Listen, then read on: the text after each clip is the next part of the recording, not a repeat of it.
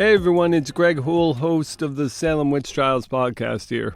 While we get ready for the launch of Season 2 shortly, I wanted to share some personal and very special news with you. It's been a year since the publication of my novel, The Putnams of Salem, which is a work of historical fiction inspired by my own ancestors, Thomas Putnam and his daughter, Anne Putnam Jr.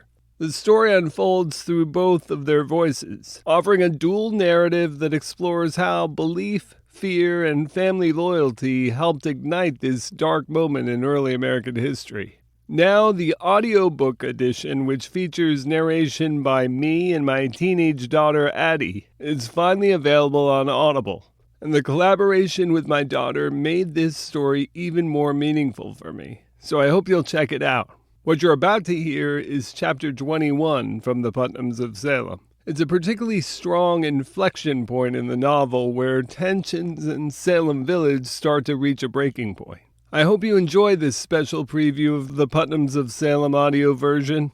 If you like what you hear, you can get the book on Audible now. I've linked to it in the show notes. And I'll be back very soon with Season 2 of the Salem Witch Trials Podcast. Chapter 21. I speak as to sensible people. Judge for yourselves what I say. 1 Corinthians 10:15. Reverend Paris has come to my home again to pray for Anna and the other girls this evening. But we spend most of our time together in conversation rather than in prayer. There is far too much happening now, and we are compelled to discuss it. The Reverend is tired. His well-worn face makes that clear for all to see. Still, he perseveres, as we all must. "What is on your mind, Samuel?" I ask him as we settle into chairs by the hearth. "You know you can unburden yourself with me. Allow me to lighten your load." "I appreciate these sessions more than you can understand," he responds. "I suppose the more appropriate question to ask might be what is not on my mind. I'm afraid it is a light with a multitude of thoughts." "You are not alone." Reverend Paris leans toward me in his chair and surprises me with a sudden query. "What do you know of Mary Walcott?" I'm intrigued about what has piqued his interest in my niece. "Not as much as you might think, despite her relation to me," I replied truthfully. "She is still young, 18, I believe. There's nothing unordinary about her, I suppose. Why do you ask?" "She's been on my mind," he tells me. "She's been quite a prolific accuser. So has Anna. So have many of the girls. Alas, there is much evil here." "Do you know why I sent Betty away?" Reverend Paris interjects. "Why it was that at the first instant of her affliction she was sent off to stay with Captain Sewell?" "I assume you wish to keep her safe," I respond, "to remove her from harm's way." "I received a letter from Captain Sewell a week or so ago," Reverend Paris says. "It informed me that Betty is nearly herself now. She's hardly showing any signs of her previous affliction." "Praise God! That is wonderful news. Perhaps there is hope for Anna then, and for the others as well." Reverend Paris offers no reaction to my response. "Why have you asked about Mary, Reverend?" I ask when he remains silent. "What does she have to do with Elizabeth's improvement?" "My mind is a jumble," the Reverend says with a deep sigh. "It is difficult for me to know which thoughts to connect with the next. I've been thinking about the examination of Sarah Cloyce from last spring." "Rebecca Nurse's sister? Her examination was months ago. Why are you still thinking about such a thing?" "There have been so many examinations," he says sharply, shaking his head. "So many accusations, so many examinations. We are in the middle of a battle. We might be in the midst of a great war for all we know." "I'm thinking about Goody Cloyce," the Reverend says quickly before I can say more, "because Mary Walcott was present during her examination.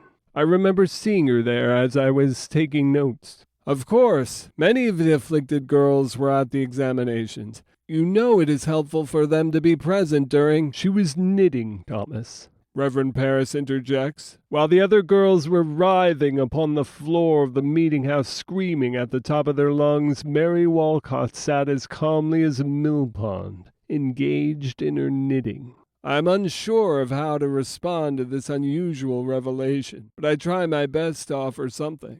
I am sorry, but I do not see how that is relevant to our situation. My words seem to induce an awkward silence between the two of us, and we remain silent for a long moment.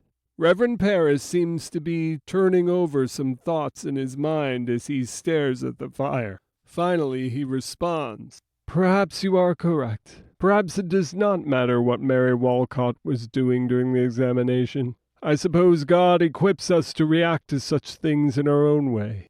But the Reverend trails off, shaking his head slightly. He seems frustrated, perhaps by his inability to make sense of the thoughts swirling around within his consciousness. "Samuel, we are dealing with an unprecedented matter here," I tell him, hoping to ease his concerns. "You are correct that each of us is dealing with this condition in the way God has equipped us to. You were correct to send Betty away, and she is all the better for it. Perhaps I should have done the same for Anna, but she has wished to continue living here as best she is able, and I have not had the heart to go against her wishes, the poor girl." "Thomas," the Reverend says, "I do not judge you for what you have chosen to do for Anna. Those are the affairs of your family, and you will always have my respect and support, regardless of the course of action you choose. That is not any of my concern."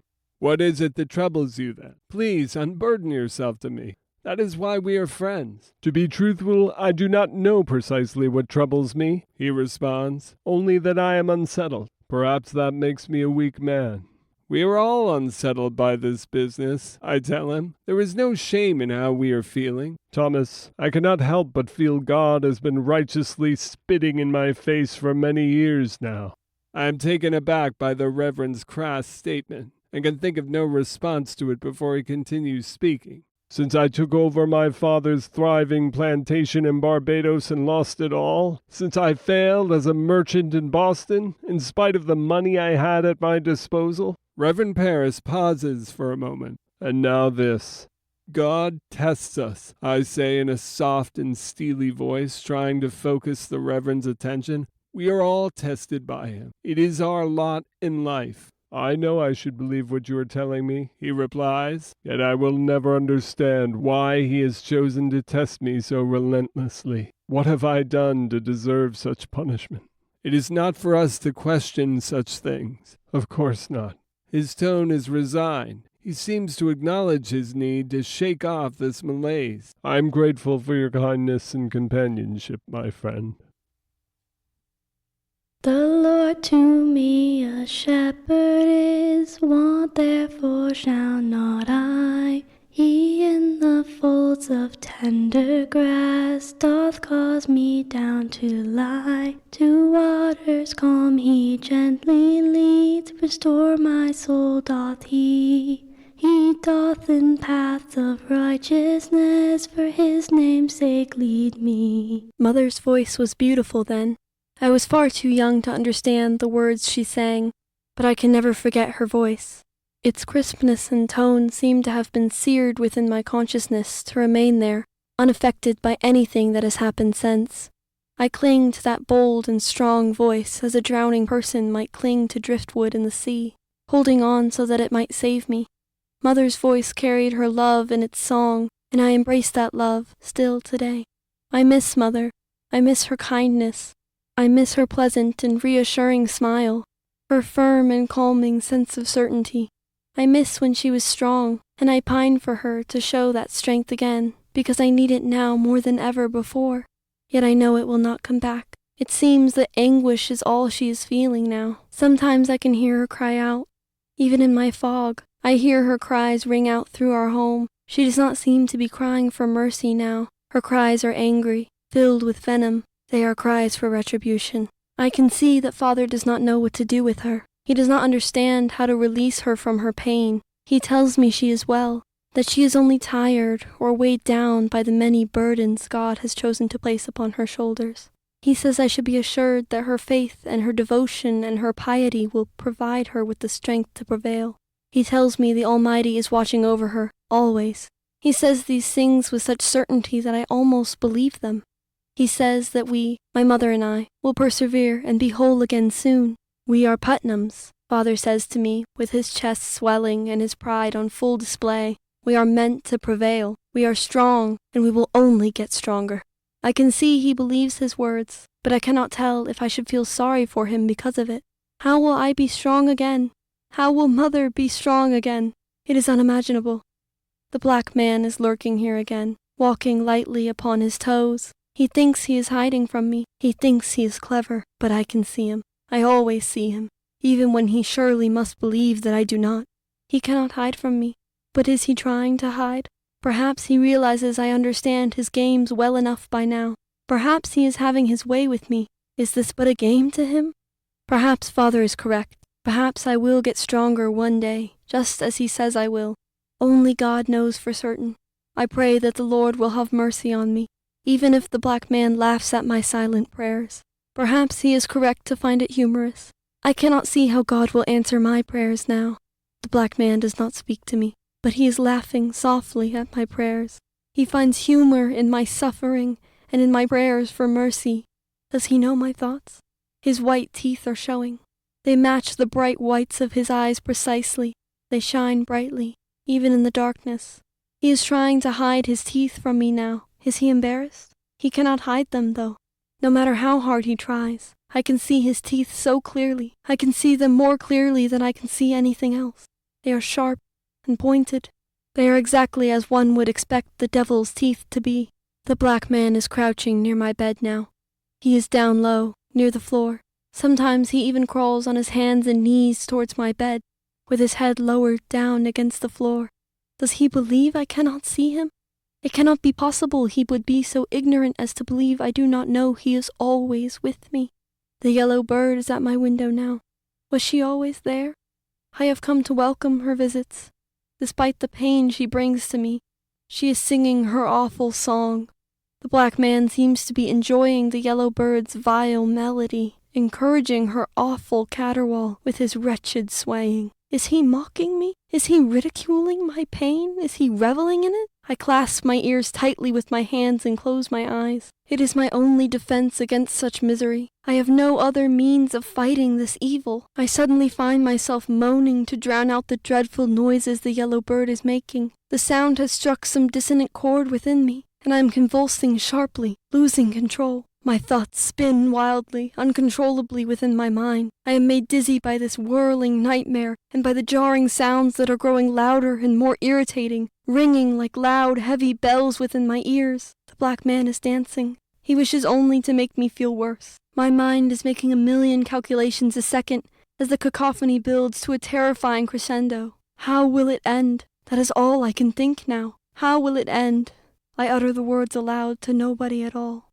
My mind can take no more, but I am powerless to stop the din. I feel like I am being driven to the edge of madness. I am on a high cliff, preparing to jump into a vast, airy abyss. I press my palms so hard against my ears that my skull begins to ache. My eyes are shut so tightly. My eyelids feel as though they will burst. I can do nothing to stop this misery as it grows more intense around me, enveloping me in a sea of suffering. I am engulfed within a terrifying tempest, inching ever closer to the edge of the cliff. My feet are over its edge now. It is an impossibly high cliff, with an endless darkness stretching out below. A stiff breeze is all it will take to break my tenuous hold and toss me over the edge. It is all I need to end this misery forever. Still, it continues, unabated, pursuing me ceaselessly and without mercy. I can do nothing but endure it for as long as it goes on. I will prevail, Father, I whisper through the din. I will prevail.